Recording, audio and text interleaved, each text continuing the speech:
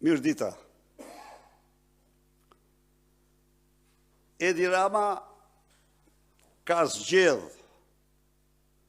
heshtjen dhe mashtrimin për të mbuluar dështimin e tij të plot dhe total në ndryshimin e raportit fatal për zgjedhjet parlamentare të 11 majit të vëzhguesve ndërkombëtar. Siç kisha paralajmëruar, siç kisha paraqitur dokumenta zyrtare që faktonin ndërhyrjet brutale të qeverisë shqiptare pranë institucioneve të vëzhgimit dhe direkt vëzhguesve ndërkombëtar për të ndryshuar termat e përdorura në raportin e tyre kundër përzgjedhjeve të 11 majit, janë bërë përpjekje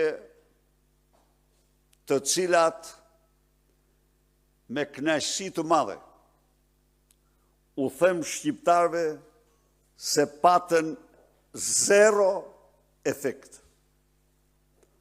Është në meritën më të madhe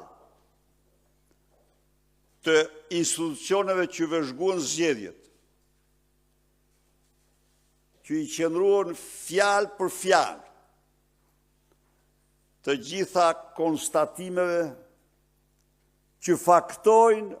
një farsë të vërtet elektorale në 11 maj.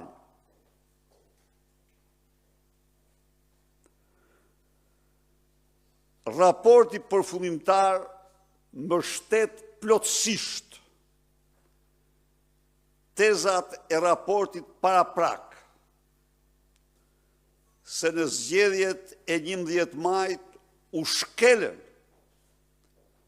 parime themelore të zgjedhjeve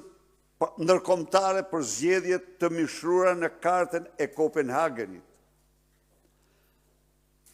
në platformën e Këshillit të Europës për zgjedhje, në Kodin e Venecias, në dokumentat më serioze ndërkombëtare për zgjedhjet. Ato faktojnë se kodi zgjedhor në nenet e tij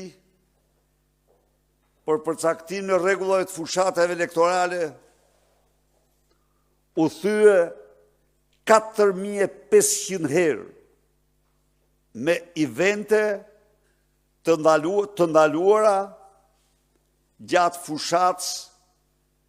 para dhe gjatë fushatës elektorale. 4500